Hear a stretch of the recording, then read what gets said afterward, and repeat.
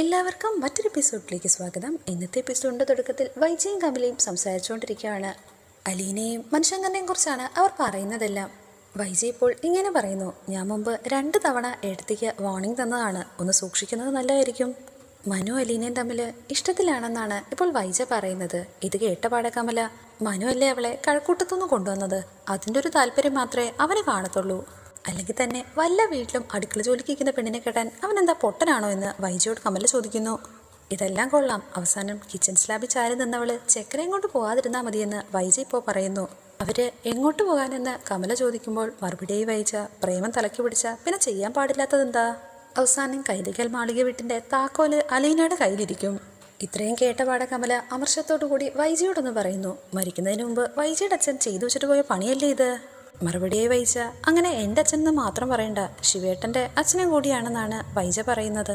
തിരിച്ച് കമൽ ഇപ്പോൾ ഒന്ന് പറയുന്നു, എന്തായാലും സ്വന്തം മകളുടെ ജീവിതം വയസ്സാം കാലത്ത് ഇല്ലാതാക്കാനായിട്ട് അങ്ങേർക്ക് കഴിഞ്ഞല്ലോ. അങ്ങനെ അവർ രണ്ടുപേരും സംസാരിച്ചുകൊണ്ടിരിക്കെ തന്നെ സൗദാമിനിയമ്മയുടെ ഫോൺ കോൾ വരികയാണ്. നീ ഇപ്പോൾ എവിടെയാണെന്നാണ് ഫോൺ എടുത്ത പാടെ അമ്മ വൈജയോട് ചോദിക്കുന്നത്. മറുപടിയായി വൈജ, എന്നെ ആരും അന്വേഷിക്കേണ്ടെന്ന് പറയുന്നു.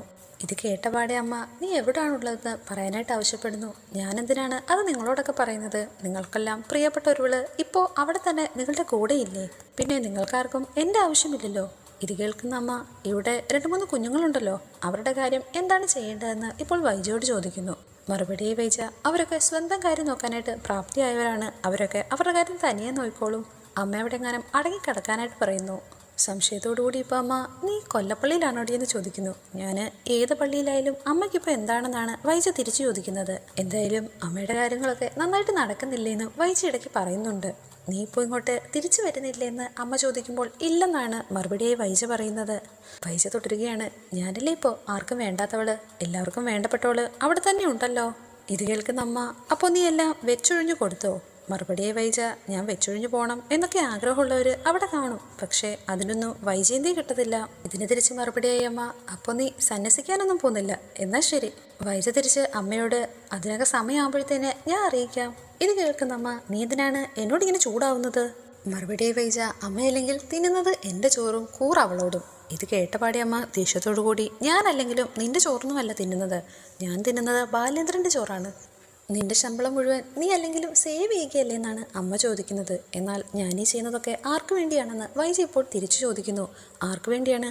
ഈ കുഴിയിലോട്ട് കാല് നീട്ടിയിരിക്കുന്ന എനിക്ക് വേണ്ടിയാണോ നീ സമ്മതിച്ചു കൂട്ടുന്നതെന്ന് അമ്മ. അങ്ങനെ അവർ തമ്മിൽ ചെറിയൊരു വഴക്കുണ്ടാകുന്നു. ഫോൺ വെക്കുന്നതിന് മുമ്പായി ദേഷ്യത്തോടെ അമ്മയൊന്ന് വൈജയോട് പറയുന്നുണ്ട്, കമല അവിടെ നിന്ന് ആട്ടി ഇറക്കുന്നതിന് മുമ്പ് പെട്ടെന്ന് തന്നെ അവിടുന്ന് വരാൻ നോക്ക്. അങ്ങനെ ഫോൺ വെച്ച ശേഷം കമലയോടായി വൈജ പറയുന്നു, സ്വന്തമായി 3-4 ആങ്ങളമാരുണ്ടെന്ന് പറഞ്ഞിട്ട് എന്താണ് കാര്യം? പെങ്ങൾക്കൊരാവശ്യം വന്നപ്പോഴത്തേന് ആരുമില്ല. ഇത് കേൾക്കുന്ന കമല ഒന്ന് വൈജയോടായി പറയുന്നു, നമുക്ക് ശിവേട്ടനെ കൊണ്ട് ബാലനോടൊന്ന് സംസാരിപ്പിക്കാൻ നോക്കിയാലോ? അത് നടക്കില്ലെന്നാണ് വൈജ പറയുന്നത്. ശിവേട്ടൻ അവിടെ ഇരുന്ന് ഫോണിലൂടെ സംസാരിച്ചാലൊന്നും ബാലന്റെ മനം മാറാൻ പോകുന്നില്ല. അവരെല്ലാവരും തന്നെ നേരിട്ട് വന്ന് സംസാരിക്കണം. കൂടാതെ രാവണിയമ്മാമ്മയുടെ മക്കളും വേണം. അങ്ങനെ ആണുങ്ങളെല്ലാം നിരന്നു നിന്ന് ബാലനോട് സംസാരിച്ചാൽ ബാലൻ ചെറുതായിട്ടൊന്ന് പേടിക്കാതിരിക്കില്ല. കമൽ ഇത് കേട്ടപാടെ, അല്ല ഇവിടെ ഒരു ആങ്ങളെ ഉണ്ടായിരുന്നല്ലോ, ഗംഗാധരൻ, പുള്ളിയുടെ കാര്യം എന്തായെന്ന് ചോദിക്കുമ്പോൾ അതിനെപ്പറ്റി ഒന്ന് പറയാതിരിക്കുകയാണ് നല്ലത്. ഗംഗാധരനാകട്ടെ ബാലേന്ദ്രന്റെ സൈഡാണ്. പോകുന്നതിന് മുമ്പായി എനിക്കൊരു അടിയും തന്നിട്ടാണ് പോയതെന്ന് വൈജ പരാതി പറയുന്നു. ഈ പറഞ്ഞ കാര്യങ്ങളൊന്നും നടക്കില്ലെന്ന് കാണുമ്പോൾ കമല മറ്റൊന്ന് പറഞ്ഞു കൊടുക്കുന്നു, രോഹി ഇത്രയും വലുതായില്ലേ, അവന് കൈ ചൂണ്ടി ബാലേന്ദ്രൻ നേർക്ക് സംസാരിച്ചൂടെ? അച്ഛാ, അച്ഛൻ്റെ ഈ ഫ്രോഡ് പണിയൊന്നും ഇവിടെ നടക്കത്തില്ലെന്ന് മറുപടിയായി വൈജ, അവൻ അങ്ങനൊന്നും അല്ലേലും സംസാരിക്കത്തില്ല, അത്രയ്ക്കുള്ള ധൈര്യമൊന്നും അവനില്ല. കമല ഒന്നുകൂടി പറയുന്നുണ്ട്, ഉടനെ തന്നെ എന്തെങ്കിലും ചെയ്തേ മതിയാകൂ, ഇല്ലെങ്കിൽ നിന്റെ മൊത്തത്തിലുള്ള എല്ലാ പിടിയും വിട്ടുപോകും. അതിനുശേഷം അലീനയും മുത്തശ്ശിയും ഇപ്പോൾ സംസാരിച്ചുകൊണ്ടിരിക്കുകയാണ്. വൈജയെ ഫോണിൽ വിളിച്ച വിവരം മുത്തശ്ശി ഇപ്പോൾ അലീനയോടായി പറയുന്നുണ്ട്. മാഡം ഇന്ന് തന്നെ തിരിച്ചു വരുമോ എന്നാണ് അലീന ചോദിക്കുന്നത്. അല്ലാതെ പിന്നെ കമലയുടെ അടുത്ത് തന്നെ അവിടെ കെട്ടിപ്പിടിച്ച് കിടക്കാൻ പറ്റുമോ എന്ന് മുത്തശ്ശി. കമലയാകട്ടെ വൈജയെ ഒതുക്കാൻ കിട്ടുന്ന ഒരവസരം കളയത്തില്ല. കമലയ്ക്ക് വൈജയെ ഇഷ്ടമല്ല, വൈജയ്ക്ക് കമലയെ ഇഷ്ടമല്ല. ഇതൊക്കെ എനിക്കറിയാമെന്നാണ് അലീന പറയുന്നത്. പക്ഷേ ഇപ്പോഴത്തെ പ്രശ്നം അതൊന്നുമല്ല. ഇവിടുത്തെ പ്രശ്നങ്ങളെല്ലാം ഒതുക്കി തീർത്തില്ലെങ്കിൽ കുട്ടികളത് ഉറപ്പായി മുതലെടുക്കും. എന്നിട്ട് അവർ ചെയ്യുന്നതിനെ വല്ലതും ചോദ്യം ചെയ്യാൻ പോയി കഴിഞ്ഞാൽ അവർ തിരിച്ച് മുഖത്ത് നോക്കി ചോദിക്കും, നിങ്ങൾ ചെയ്തതെല്ലാം ശരിയാണോ എന്ന്. ഇത് കേൾക്കുന്ന മുത്തശ്ശി, ആ അങ്ങനൊരു കുഴപ്പമുണ്ടല്ലേ. അലീന തുടരുകയാണ്, മക്കൾക്ക് റോൾ മോഡലായിട്ട് നിന്ന് നേർവഴി കാട്ടിക്കൊടുക്കേണ്ടവരല്ലേ ഇവർ രണ്ടുപേരും. ഇങ്ങനെയൊക്കെ ചെയ്താൽ പിന്നെ അവർ ആരെ ആശ്രയിക്കും? അവരുടെ സുരക്ഷിതബോധം തന്നെ നഷ്ടപ്പെട്ടു പോകില്ലേ എന്നാണ് അലീന ചോദിക്കുന്നത്. പക്ഷേ ഒന്നുകൂടി പറയുന്നുണ്ട്, വൈജയ്ക്ക് ഈ വക ചിന്തകളൊന്നുമില്ലേ? അവനവന്റെ മക്കളല്ലേ എല്ലാവർക്കും വലുത്. അലീന ഒന്നുകൂടി പറയുന്നുണ്ട്. ബബിതയുടെ പോക്ക് കണ്ടിട്ട് ഏതെങ്കിലും ഒരു കുരുക്കിൽ ചെന്ന് ചാടാനുള്ള സാധ്യത ഉടനെ തന്നെ കാണുന്നുണ്ട്. കൃഷ്ണമോള് നല്ല ക്രിയേറ്റീവുള്ള കുട്ടിയാണ്. അവൾക്ക് ഇപ്പം നല്ല പ്രോത്സാഹനം കിട്ടേണ്ട സമയമാണ്. പിന്നെ രോഹിത്, അവൻ അധികം വൈകാതെ തന്നെ ഏതെങ്കിലും കുഴപ്പത്തിൽ ചെന്ന് ചാടുന്ന എല്ലാ ലക്ഷണങ്ങളും ഉണ്ട്. ആ ഹരിശങ്കറുമായിട്ടുള്ള കൂട്ടുകെട്ട് ഇപ്പോഴും ഉണ്ട്. ഇതൊക്കെ ആരാ പറഞ്ഞു മനസ്സിലാക്കേണ്ടത്? ഞാനാണോ? ആദ്യം അവരുടെ അമ്മ, പിന്നെ അച്ഛൻ, പിന്നെ അവരുടെ കുടുംബാംഗങ്ങള്. വാസ്തവത്തിൽ എനിക്കൊരു റോളും ഇല്ല മുത്തശ്ശി. ഞാൻ വെറും കാഴ്ചക്കാരി. എല്ലാം കേട്ടിട്ട് മുത്തശ്ശി ഇപ്പോൾ ഒന്ന് ചോദിക്കുന്നുണ്ട്, ബാലന്റെയും വൈജയുടെയും ഈ വഴക്ക് തീർക്കാനായിട്ട് എന്താണ് മാർഗം? അതിന് ആകെ ഒരേ ഒരു വഴിയേ ഉള്ളൂ എന്നാണ് അലീന പറയുന്നത്. മാഡം എല്ലാ തെറ്റുകളും ഏറ്റുപറഞ്ഞ് സാറിനോട് മാപ്പ് ചോദിക്കണം. സ്വന്തമായി മരിക്കേണ്ടി വന്നാലും ബാലേന്ദ്രന് മുമ്പിൽ അവൾ മുട്ടുമടക്കില്ലെന്നാണ് മുത്തശ്ശി ഇപ്പോൾ പറയുന്നത്. ഇത് കേൾക്കുന്ന അലീന, അതുകൊണ്ട് ആർക്കാണ് നഷ്ടം? മാഡം തന്നെ കയറിയിരിക്കുന്ന വള്ളത്തിന്റെ അവിടെ ഇവിടെയും തുളയിട്ടോണ്ടിരിക്കുകയാണ്. മുങ്ങുമ്പോ എല്ലാരും കൂടെ അങ്ങ് ഇല്ലാണ്ടാവും. ഞാൻ കേൾക്കുന്ന മുത്തശ്ശി, നീ പറയുന്നതൊക്കെ ശരിയാണ്. പക്ഷേ ഇതൊക്കെ അവളോട് പറയാനായിട്ട് ആരുമില്ല. ആരെങ്കിലും പറഞ്ഞാൽ തന്നെ അവൾ കേൾക്കത്തുമില്ല.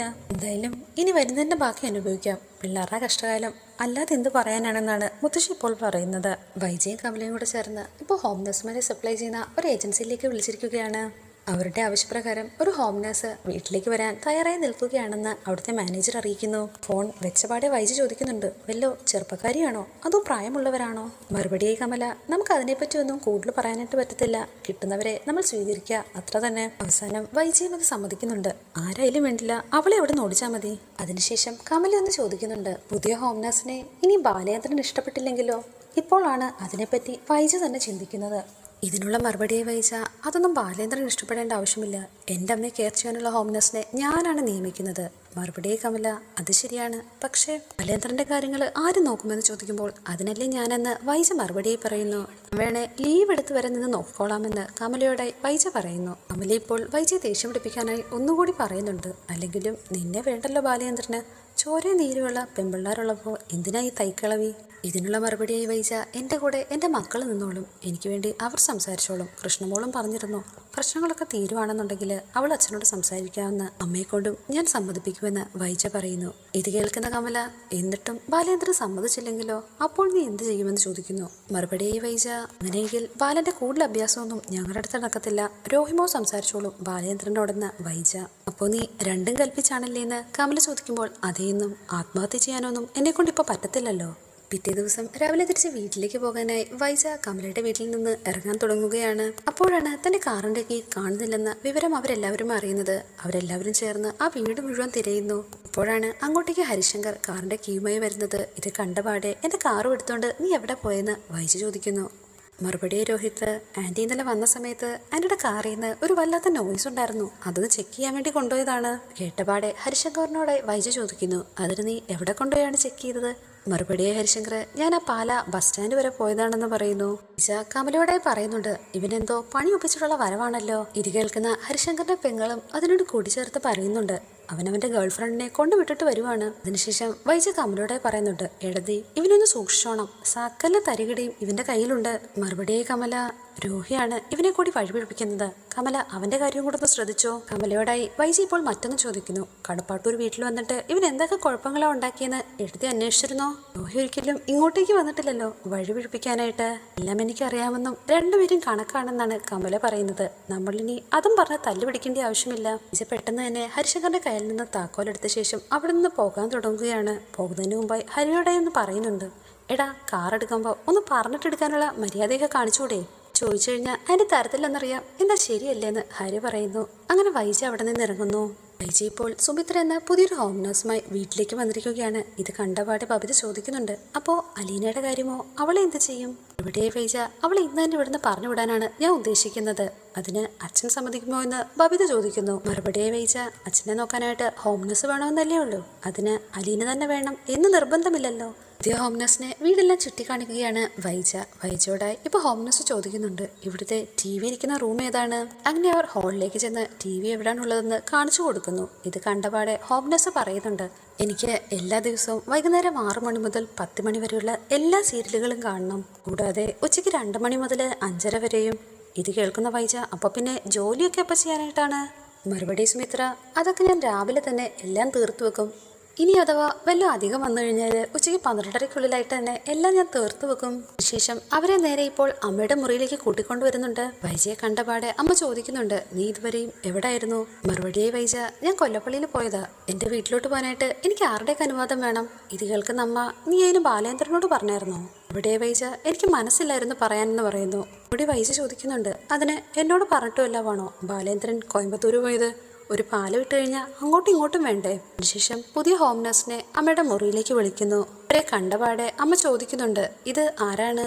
ഇതാണ് പുതിയ ഹോം നഴ്സ്, അമ്മയെ നോക്കാനായിട്ട് നിയമിച്ചതാണെന്നാണ് വൈജ ഇപ്പോൾ പറയുന്നത്. കണ്ടപാടെ അമ്മ വൈജയോടെ ചോദിക്കുന്നുണ്ട്, അതിന് എന്നെ നോക്കാനായിട്ട് അലീനയില്ലേ? മറുപടിയെ വൈജ, കഴിഞ്ഞ ദിവസം അലീന പറഞ്ഞായിരുന്നല്ലോ അലീന പോവാൻ തയ്യാറാണെന്ന്. ഇവിടെ അമ്മ, അതിനവളോട് പോകണ്ടെന്ന് ബാലേന്ദ്രൻ തന്നെയല്ലേ പറഞ്ഞത്? വൈജ അമ്മയോട് വീണ്ടും പറയുന്നുണ്ട്, ഇനി നമുക്ക് ഇവളെ വേണ്ട അമ്മേ. ഉള്ളു കാരണം ഇത്രയും പ്രശ്നങ്ങളൊക്കെ ഈ വീട്ടിലുണ്ടായില്ലേ? ഇവക്കും പോകാനാ താല്പര്യം, പിന്നെ നമ്മളെന്തിനാ വെറുതെ തടുക്കുന്നത്? പുതിയതായി വന്ന ഹോം നഴ്സിനെ നോക്കിയിട്ട് അമ്മയൊന്ന് ചോദിക്കുന്നുണ്ട്, ഈ വന്നവൾക്കറിയാമോ പ്രായമായവരെ നോക്കാനായിട്ട്?